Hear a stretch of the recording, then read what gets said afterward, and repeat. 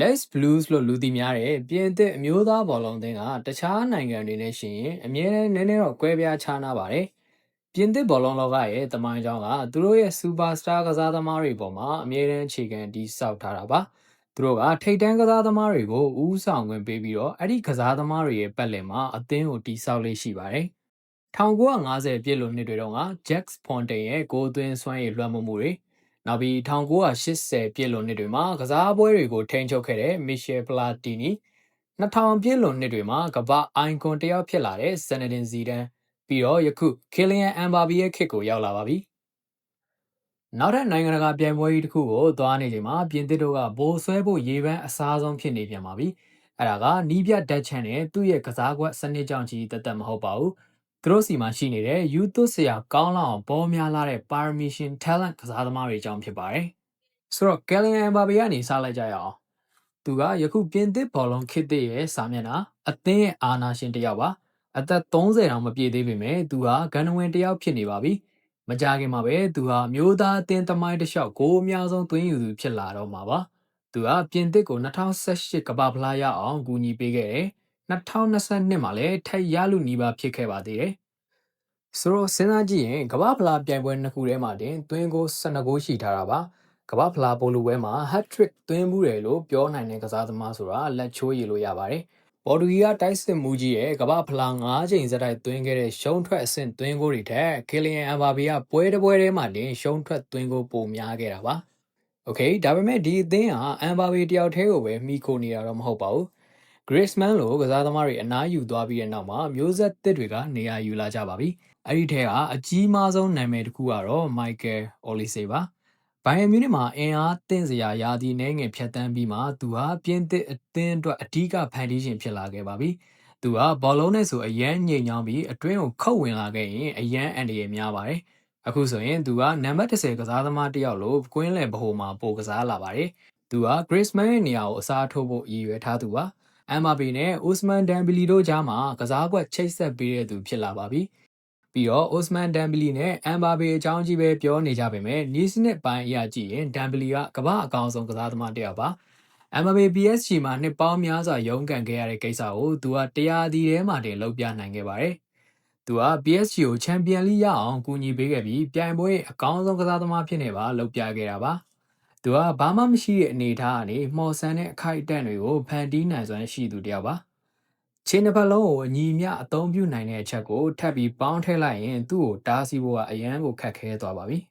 ။နောက်တစ်ယောက်ကတော့ Ryan Cherki သူကလည်းမော်စရာတစ်ယောက်ပါပဲ။မန်စီးကိုရောက်ကြတဲ့ကသူကအများကြီးတိုးတက်လာခဲ့ပါတယ်။ဂွာဒီယိုလာကဖန်တီးရှင်ကစားသမားတွေကိုဖျက်ဆီးပစ်တယ်ဆိုတဲ့စကားတွေကသူ့အတွက်တော့အလကားပါပဲ။အခုဆိုချာကီကကစားပွဲတွေကိုပိုနားလည်လာပြီးအမျိုးသားအသင်းမှာလည်းပွဲထွက်ခွင့်မရရင်တော့သူလူစားဝင်လာတဲ့အခါပွဲကိုလုံးဝပြောင်းလဲပစ်နိုင်ပါတယ်။အဲ့ဒီအပြင် Duwek နဲ့ Barcola တို့ကိုပါလူစားလဲအသုံးပြုနိုင်ပါသေးတယ်။ဒီကစားသမားနှစ်ယောက်လုံးက PSG Club အသင်းကိုလွှမ်းမိုးထားနိုင်တဲ့အဓိကကစားသမားတွေပါ။လူစင်းတစ်ခုလုံးကိုခြုံကြည့်လိုက်ရင်ဂိုးပေါက်မှာ Mike McNan ကအားကိုးရပါတယ်။ခံစစ်မှာ William Saliba, Upamecano တို့လိုအသင်းကိုခွန်အားတည်ငြိမ်မှုနဲ့အားကစားစွမ်းရည်တွေကိုပေးစွမ်းနိုင်တဲ့ကစားသမားတွေရှိနေတော့တိုက်စစ်ကစားသမားတွေကလွတ်လွတ်လပ်လပ်ကစားနိုင်တယ်။ကွင်းလယ်မှာ Chouameni, Conte နဲ့ Zaire Emery တို့ကအချိုးညီမျှမှုကိုယူဆောင်လာပေးပါတယ်။သူတို့အားလုံးကစွမ်းရည်ပြေဝပြီးကွင်းလယ်မှာအမြဲတမ်းအသာစီးယူနိုင်ကြပါတယ်။နိုင်ငံတကာဘောလုံးလောကမှာပြင်သစ်သင်းဟာတခြားသူတွေထက်အမြဲတမ်းတစ်ဆင့်ပိုမြင့်နေတတ်ပါတယ်။ပြိုင်ပွဲကြီးတွေမှာအမြဲတမ်းခြေစွမ်းပြနိုင်တဲ့လှည့်ဝက်ချက်ပါဝင်ပစ္စည်းတစ်ခုသူတို့စီမှာအမြဲတမ်းရှိနေပါတယ်။ပြင်သစ်တို့ဘာလို့ဒီလောက်အောင်မြင်ရတာလဲဆိုတာနားလည်ဖို့ကျွန်တော်တို့ superstar လွှမ်းမိုးမှု star power effect နဲ့အမျိုးသားအသင်းသမိုင်းတစ်လျှောက်အဲ့ဒီ superstar တွေရဲ့အခန်းကဏ္ဍကိုပြန်ကြည့်ဖို့လိုပါတယ်။ပြင်သစ်ရဲ့ပထမဆုံးစစ်မှန်တဲ့ရွှေရောင်မျိုးဆက် Golden Generation ဟာ1950ပြည့်လွန်နှစ်တွေမှာထွက်ပေါ်လာခဲ့ပါတယ်။ Jacques Fontaine ဦးဆောင်တဲ့အသင်းဟာကမ္ဘာမှာအန်ဒီအများဆုံးအသင်းတွေကတသင်းဖြစ်လာခဲ့ပါတယ်။ပြိုင်ပွဲတွေဇက်တိုက်ဆိုသလိုအဆင့်မြင့်မြင့်ရောက်ခဲ့ပြီးတိုက်စစ်ဘောလုံးကစားဟန်နဲ့နာမည်ကောင်းရခဲ့ပါတယ်။ဒါပေမဲ့အဲ့ဒီနောက်မှာတော့အခြေအနေတွေကကျဆင်းသွားခဲ့ပါတယ်။60နဲ့80ပြည့်လွန်နှစ်တွေမှာပြင်သစ်တို့အတော်လေးရုန်းကန်ခဲ့ရပါတယ်။အဓိကကစားသမားအများစုကအကြပိုင်းရောက်သွားပြီးတော့အသင်းမှာအရင်လိုအရေးအသွေးမျိုးတွေမရှိတော့ပါဘူး။1962ကမ္ဘာဖလားနဲ့1964ဥရောပဖလားတို့ကိုတော့ခြေစစ်ပွဲမအောင်ခဲ့ပါဘူး။တကယ်ကိုခက်ခဲတဲ့ကာလတစ်ခုဖြစ်ခဲ့ပါတယ်။ မီရှယ်ဖလာတီနီပေါ်ထွက်လာချိန်မှာတော့အရာအားလုံးပြောင်းလဲသွားပါတယ်။သူကအသင်းကိုအသက်သွေးသစ်လောင်းပေးခဲ့ပါတယ်။သူ့ရဲ့စွမ်းဆောင်ရည်တွေကပြင်သစ်ကို1966နောက်ပိုင်းမှာပထမဆုံးအကြိမ်အဖြစ်1988ကမ္ဘာဖလားကိုခြေစစ်ပွဲအောင်ဖို့ကူညီပေးခဲ့ပါတယ်။အဲဒီနောက်မှာပလာတီနီကအသင်းရဲ့မျက်နှာစာဖြစ်လာခဲ့ပါတယ်။အသင်းကောင်းဆောင်ဖြစ်လာပြီးအရေးကြီးတဲ့အချိန်တွေမှာပြင်သစ်ကိုထမ်းပိုးခဲ့ပါတယ်။အဓိကအခိုက်အတန့်တစ်ခုကတော့အဲ့ဒါကတကယ်ကိုအမြင့်ဆုံးအထွတ်အထိပ်ပါပဲ။ပလာတီနီကလုံးဝကိုအမကန်စွမ်းဆောင်ရည်တွေပြသခဲ့ပြီးသူက9ပွဲထဲနဲ့6သွင်းယူခဲ့ပြီးပြင်သစ်ကိုယူရိုပြိုင်ပွဲမှာသူတို့ရဲ့ပထမဆုံးနိုင်ငံတကာဆုဖလားကြီးကိုရယူပေးနိုင်ခဲ့ပါတယ်။သူကပြိုင်ပွဲရဲ့အကောင်းဆုံးကစားသမားအဖြစ်အလွယ်တကူအရွေးချယ်ခံခဲ့ရပါတယ်။ပီလီကိုရိုင်ကတော့သူ့ကိုအဲ့ဒီခေတ်ကအကောင်းဆုံးဥရောပကစားသမားအဖြစ်ချီးကျူးခဲ့ပါတယ်။ဒါပေမဲ့1986ကမ္ဘာဖလားကိုရောက်တဲ့အခါအခြေအနေတွေကအရင်လိုမဟုတ်တော့ပါဘူး။ပလာတီနီကဒိုင်ယာတွေနဲ့ရုန်းကန်နေရပြီးသူ့ရဲ့အကောင်းဆုံးအနေအထားမှာမရှိတော့ပါဘူး။သူပါဝင်ကူညီခဲ့ပေမဲ့အရင်လိုအသင်းကမထမ်းပိုးနိုင်တော့ပါဘူး။အဲ့ဒီစူပါစတာလွှမ်းမိုးမှုကြာဆင်းသွားတာနဲ့ပြင်သစ်တို့လည်းပြန်လဲရုန်းကန်လာရပါတယ်။1990ကမ္ဘာဖလားကိုလွဲချော်တယ်။ယူရို1992မှာအစောကြီးပြုတ်တယ်။1994ကမ္ဘာဖလားကိုလည်းခြေစစ်ပွဲမအောင်ခဲ့ဘူး။ဒီကြာရှုံးမှုကအကြီးအကျယ်တုံလုံးစရာဖြစ်ခဲ့ပြီး Les Blues တို့ရဲ့ American အိမ်မဆိုးလို့တောင်ခေါ်ခဲ့ကြပါတယ်။အဲ့ဒီလိုအလားတူအခြေအနေမျိုးကိုမကြာသေးခင်ကယူရို2020မှာကျွန်တော်တို့တွေ့ခဲ့ရပါတယ်။အမ်ဘာပေကဆွစ်ဇာလန်နဲ့ပွဲမှာအရေးကြီးတဲ့ပယ်နယ်တီကိုလွဲချော်ခဲ့ပြီးတော့ပြင်သစ်တို့မမျှော်လင့်ပဲထွက်ခဲ့ရတယ်။အဲ့ဒီတုန်းကအမ်ဘာပေဟာအခုလက်ရှိကစားသမားမျိုးမဟုတ်သေးပါဘူး။အဲ့ဒီချိန်ကစပြီးသူအတွေ့အကြုံတွေအများကြီးရလာခဲ့ပြီး2022မှာပြင်သစ်ကိုနောက်ထပ်ကမ္ဘာဖလားဘောလူပွဲစီပို့ဆောင်ပေးနိုင်ကအရေးကြီးဆုံးအခိုက်အတန့်တွေကိုသူကင်တွယ်နိုင်ကြောင်းသက်သေပြခဲ့ပါတယ်။ဒါပေမဲ့ဒါပြင်သစ်အတွက်ပုံသေးကားချက်တစ်ခုလိုဖြစ်နေပါတယ်။ဆယ်စုနှစ်အနေငယ်ကြာတိုင်းမှာအရာအလုံးကစူပါစတာတယောက်တည်းပေါ်မှာမူတည်နေတယ်။သူကောင်းကောင်းကစားရင်ပြင်သစ်ကအားလုံးအနိုင်ရမယ်။ဒါပေမဲ့သူကြာဆင်းသွားရင်တိုင်းပြည်တစ်ခုလုံးသင်းလုံးပြိုလဲသွားတတ်ပါတယ်။1994အိမ်မဆိုးကြီးပြီးဆုံးသွားတဲ့နောက်မှာတော့ပြင်သစ်တို့ကဇနဒင်ဇီဒန်ပေါ်ထွက်လာမှုနဲ့အတူမျှော်လင့်ချက်တွေပြန်ရခဲ့ပါတယ်။ပလာတီနီခေတ်ကုံဆုံးသွားခဲ့ပေမဲ့အသစ်တစ်ခုကစတင်နေခဲ့ပြီ။ယူရို1996မှာဇီဒန်ကအရန်ကုန်ကနေထလာပြီးချက်ကို2ဂိုးသွင်းပြကသူ့ရဲ့အစွမ်းအစတွေကိုပြသခဲ့ပါတယ်။1998ကမ္ဘာဖလားရောက်တော့ဇီဒန်ဟာအဓိကလူဖြစ်လာပြီးပြိုင်ပွဲတစ်လျှောက်ရှုံးပွဲမရှိဖြတ်တန်းပြီးတော့ဘိုလူပွဲမှာဘရာဇီးကို3ဂိုးပြတ်နိုင်ရရှိခဲ့ပါတယ်။အဲ့ဒီချိန်ကကမ္ဘာအကောင်းဆုံးလို့သတ်မှတ်ခံထားရတဲ့ R9 ရိုနယ်ဒိုကြီးရှိနေတဲ့ဘရာဇီးကိုဇီဒန်ကခေါင်းတိုက်ကို2ဂိုးသွင်းပြီးတော့အသင်းကိုတရဖူဆောင်ပေးခဲ့တာဖြစ်ပါတယ်။အဲ့ဒီကနေ2000ခုနှစ်ယူရိုကိုပါထပ်မံပိုဆွဲခဲ့ပြီးဇီဒန်ရဲ့လွှမ်းမိုးမှုကအဲ့ဒီခေတ်မှာပြင်သစ်အတွက်အရာရာဖြစ်ခဲ့ပါတယ်။ဒါကပြင်သစ်ရဲ့ပုံသေးကားချက်တစ်ခုလိုပါပဲ။သူတို့အနိုင်ရတဲ့အခါတိုင်းအမ်မကန်စူပါစတာတယောက်ရဲ့ဦးဆောင်မှုအောက်မှာအမြဲတမ်းရှိနေတတ်ပါတယ်။အရင်တော့ဇီဒန်မှာအခုကတော့ကယ်လီယန်အမ်ဘာပေပေါ့။ဒါပေမဲ့ဒီပုံသေးကားချက်မှာအားနည်းချက်ကြီးရှိနေပါတယ်။အသင်းကကစားသမားတယောက်တည်းပေါ်အရန်မိခေါ်လွန်သွားနိုင်တာဖြစ်ပါတယ်။2002ခုနှစ်မှာကျွန်တော်တို့အဲ့ဒါကိုတွေးခဲ့ရပါတယ်။ဇီဒန်တိုင်ယာရသွားတော့ပြင်သစ်တို့အကြီးအကျယ်ရုန်းကန်ခဲ့ရပြီးစောစောစီးစီးပဲပြုတ်ခဲ့ပါတယ်။2006ကမ္ဘာဖလားခြေစစ်ပွဲမှာပြင်သစ်တို့တော်တော်လေးရုန်းကန်နေရလို့အနားယူသွားတဲ့ဇီဒန်ကိုပြန်လာဖို့အတင်းတောင်းဆိုခဲ့ရပါတယ်။သူပြန်လာတော့လေအသင်းကိုဘိုလူပွဲထိဆွဲတင်သွားပေးခဲ့ပြန်ပါတယ်။ဘိုလူပွဲမှာခေါင်းနဲ့တိုက်တဲ့ပြဿနာတွေရှိခဲ့ပေမဲ့သူ့ရဲ့စွမ်းဆောင်ရည်တွေကိုပရိသတ်တွေကခွင့်လွှတ်ခဲ့ကြပါတယ်။ဇီဒန်လုံးဝအနားယူသွားတဲ့အခါပြင်သစ်ကနောက်ထပ်ခက်ခဲတဲ့ကာလတစ်ခုကိုဖြတ်တန်းရပြန်ပါတယ်။2009ခုနှစ်ကနေ2015အထိသူတို့ခြေစွမ်းတွေတော်တော်လေးကျခဲ့ပါတယ်။ယူရို2008မှာဆိုရင်အုပ်စုနောက်ဆုံးကနေထွက်ခဲ့ရတယ်။ Henry, Benzema, Ribery တို့လိုကစားသမားတွေရှိနေတာတော့မှအသင်းတွင်းမှာစီးလုံးမှုလုံးဝမရှိခဲ့ပါဘူး။2010ကမ္ဘာဖလားမှာတော့ပိုဆိုးသွားပါတယ်။အုပ်စုအဆင့်ကနေပဲထွက်လာရတဲ့ပြင်ကစားသမားတွေနဲ့နီးပြတွေကြားထဲမှာပြဿနာတွေအကြီးအကျယ်ဖြစ်ခဲ့ပါတယ်။အသင်းကောင်းဆောင်အတိအကျလည်းမရှိခဲ့ဘူး။အခြေအနေတွေဘယ်လောက်ဆိုးလဲဆိုရင်အဲ့ဒီချိန်ကပြင်သစ်သမ္မတဆာကိုဇီကိုရိုင်က Henry ကိုခေါ်ပြီးဘာတွေမှားယွင်းနေလဲလို့မေးခဲ့ရတဲ့အထိပါပဲ။